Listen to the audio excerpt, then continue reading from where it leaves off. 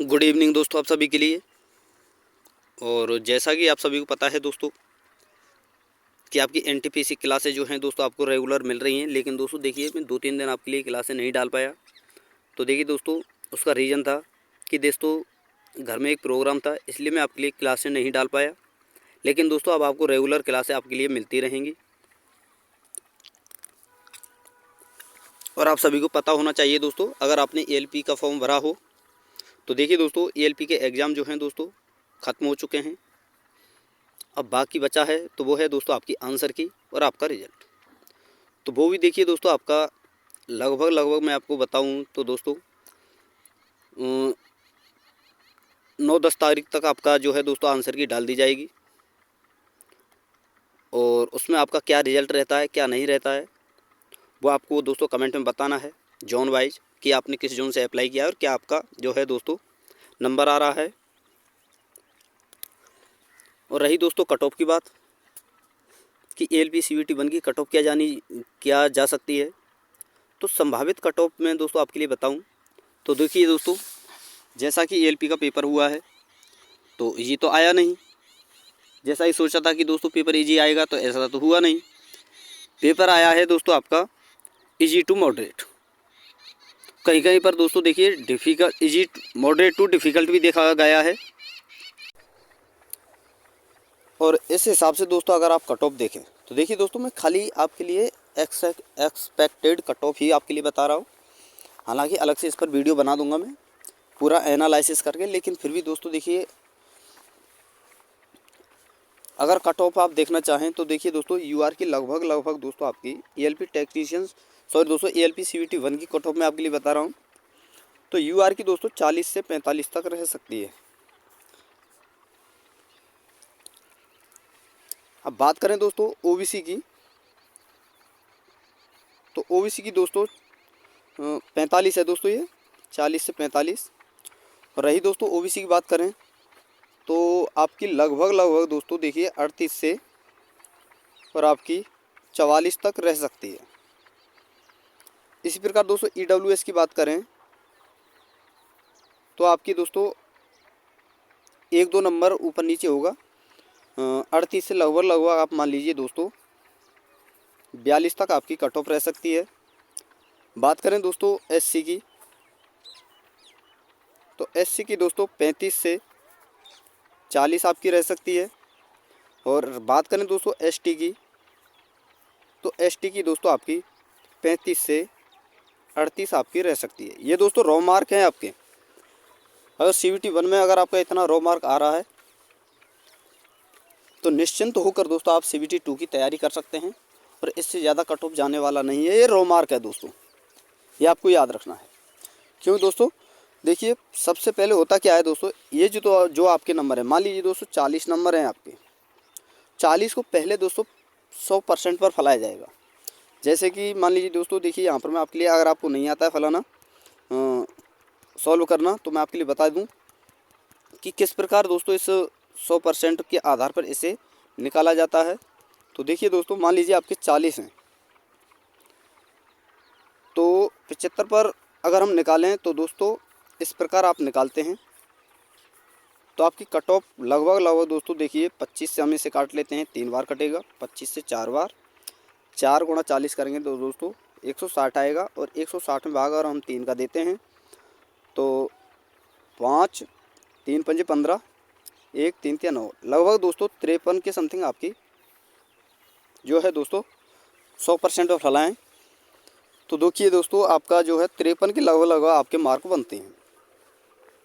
और इस पे भी दोस्तों बाद में इसमें दोस्तों जो है दोस्तों आपका नॉर्मलाइजेशन होगा, यानी परसेंटाइल होगा, उस आधार पर दोस्तों आपकी कट ऑफ निकाली जाएगी।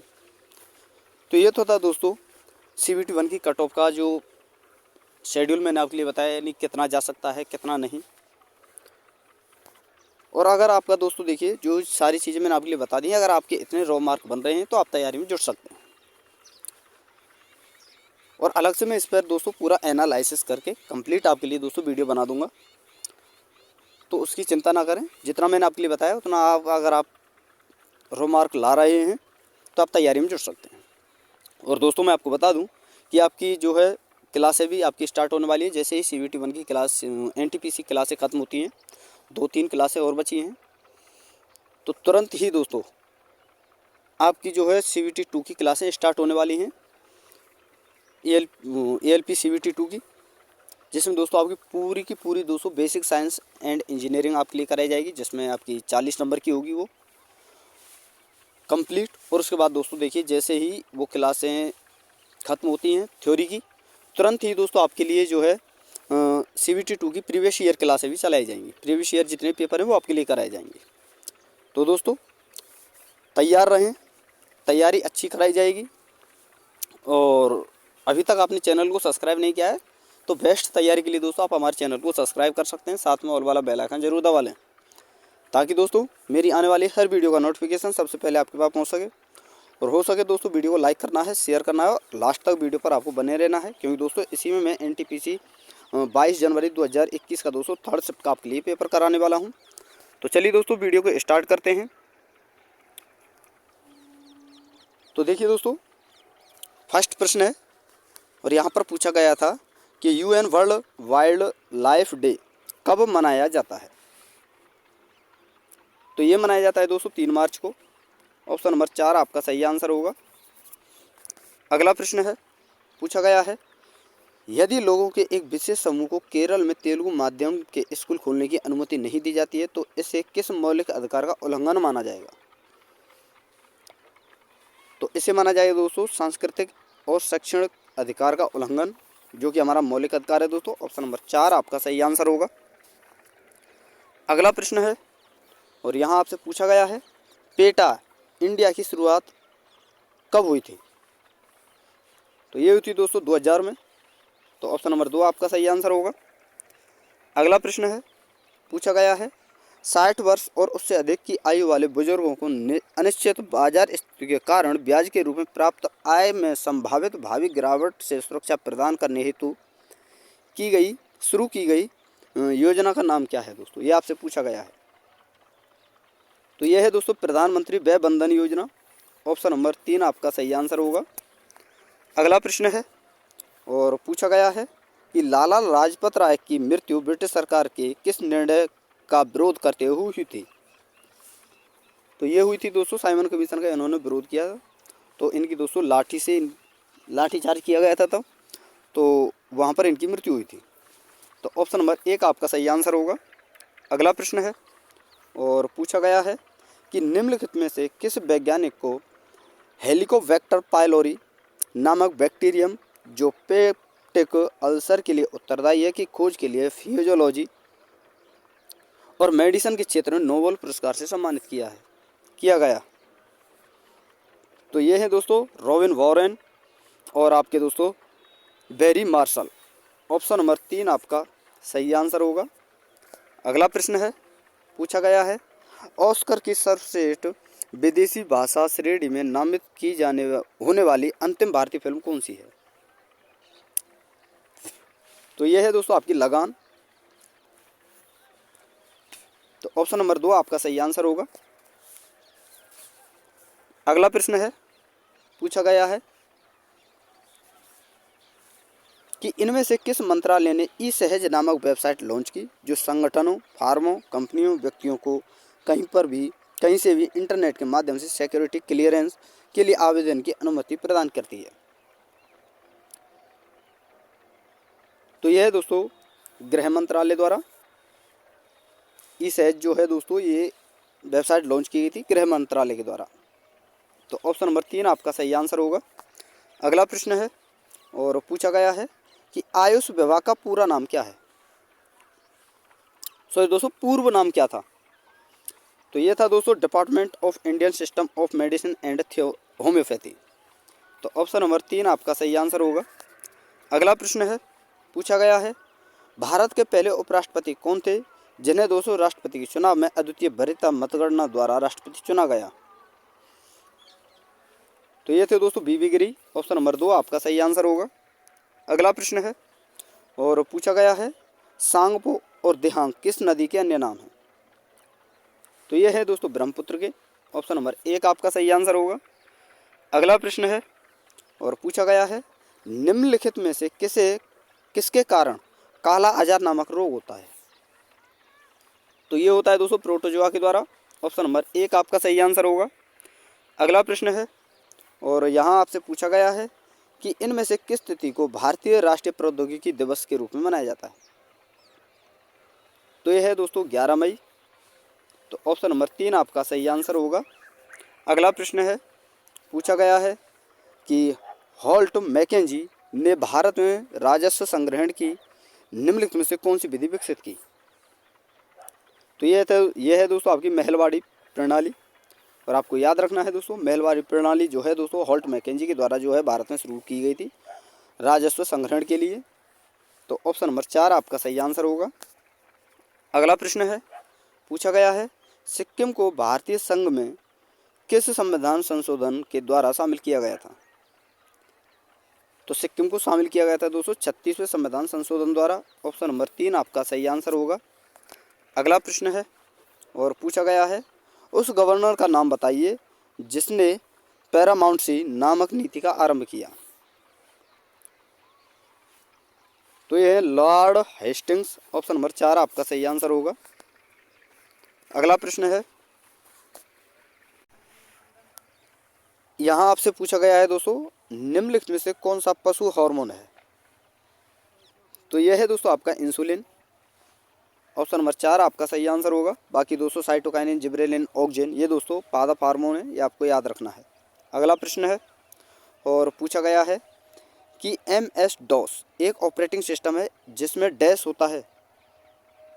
तो इसमें क्या होता है दोस्तों? कमांड लाइन इंटरफेस होता है। तो ऑप्शन नंबर 4 आपका सही आंसर होगा।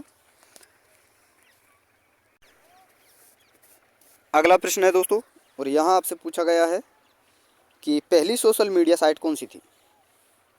तो ये थी दोस्तों 6 डिग्रीज। ऑप्शन नंबर 2 आपका सही आंसर होगा।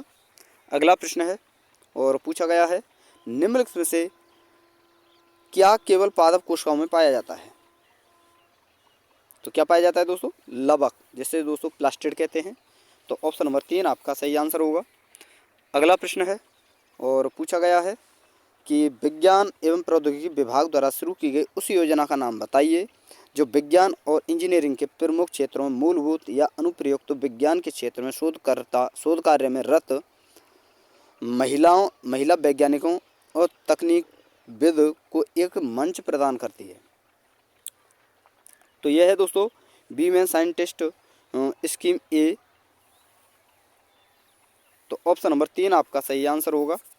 अगला प्रश्न है, पूछा गया है कौन सा संगठन कोलकाता में स्थित अपने मुख्यालय और 16 क्षेत्रीय स्टेशनों के साथ भारत के श्रेणी संसाधनों सर्वेक्षण के लिए जिम्मेदार है? तो यह है दोस्तों आपका लॉजिकल सर्वे ऑफ इंडिया।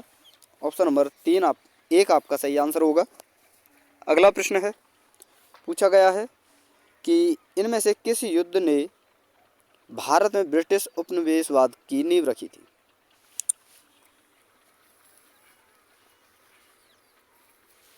तो ये था दोस्तों आपका प्लासी का युद्ध। ऑप्शन नंबर 2 आपका सही आंसर होगा। अगला प्रश्न है, पूछा गया है कि शक संवत पर आधारित भारत के राष्ट्रीय कैलेंडर के अनुसार पहले महीने का नाम क्या है जिसे 22 मार्च 1957 को ग्रेगोरियन कैलेंडर के साथ साथ आधिकारिक प्रियजनों के लिए अंगीकृत किया गया था? तो यह है दोस्तों चैत्र का महीना, जिसकी दोस्तों हिंदी जो माह होते हैं जैसे चैत्र, वैशाख, ज्येष्ठ, आषाढ़, सावन, भादो, क्वार, कार्तिक, अगैन, माह, फूस और फाल्गुन। तो इनकी शुरुआत जो होती है दोस्तों फर्स्ट महीना आपका चैत्र का होता है। तो ऑप्शन नंबर 3 आपका सही आंसर होगा। अगला प्रश्न है, पूछा गया है कि इंटरक्रॉपिंग यानी अंतर फसल प्रक्रिया इनमें से किसे दर्शाती है? तो ये दर्शाती है दोस्तों पास 2 या 2 से अधिक फसलें उगाना। तो ऑप्शन नंबर 3 आपका सही आंसर होगा। अगला प्रश्न है, पूछा गया है कि फरवरी 2003 में किस मंत्रालय के अंतर्गत राष्ट्रीय पांडुलिपि मिशन की स्थापना की गई? तो ये की गई थी दोस्तों संस्कृति मंत्रालय के अंतर्गत। ऑप्शन नंबर 2 आपका सही आंसर होगा। अगला प्रश्न है और यहाँ आपसे पूछा गया है कि बारदोछम डैश का लोक नृत्य, यानी किस राज्य का लोक नृत्य बारडोछम। तो यह है दोस्तों आपका अरुणाचल प्रदेश का। ऑप्शन नंबर 4 आपका सही आंसर होगा। अगला प्रश्न है, पूछा गया है, देखिए दोस्तों डबल टाइप हो चुका है, अरुणाचल प्रदेश इसका सही आंसर होगा कि बारडोछम जो है दोस्तों किस राज्य का लोक नृत्य है, अरुणाचल प्रदेश का। अगला प्रश्न है, और यहाँ आपसे पूछा गया है, इनमें से किस शहर में भारत के प्रथम बायो रिफाइनरी प्लांट का उद्घाटन हुआ था पहली बार भारत में दोस्तों। तो यह है दोस्तों पुणे, यानी ऑप्शन नंबर 3 आपका सही आंसर होगा, और पुणे आपका महाराष्ट्र में पड़ता है। अगला प्रश्न है, और पूछा गया है, उस योजना का नाम बताइए जो 18 से 17 वर्ष के आयु वर्ग के लोगों को दुर्घटना, मृत्यु या पूर्ण विकलांगता के मामले में 2 लाख या आंशिक विकलांगता के मामले में 1 लाख का जोखिम कवरेज प्रदान करती है। तो यह है दोस्तों आपकी प्रधानमंत्री सुरक्षा बीमा योजना। ऑप्शन नंबर 3 आपका सही आंसर होगा। तो दोस्तों देखिए ये आपके कुछ प्रश्न थे 22 जनवरी 2021 के थर्ड शिफ्ट के, जो मैंने आपके लिए कंप्लीट कराए। और वीडियो अगर आपको अच्छी लगी हो तो प्लीज़ आपसे रिक्वेस्ट है वीडियो को लाइक कर दें दोस्तों, शेयर कर दें, और अभी तक आपने चैनल को सब्सक्राइब नहीं किया है तो चैनल को सब्सक्राइब करके साथ में ऑल वाला बेल आइकन जरूर दबा लें, ताकि दोस्तों मेरी आने वाली हर वीडियो का नोटिफिकेशन सबसे पहले दोस्तों आपके पास पहुंच सके। तो थैंक यू दोस्तों, धन्यवाद। फिर मिलते हैं नई वीडियो के साथ।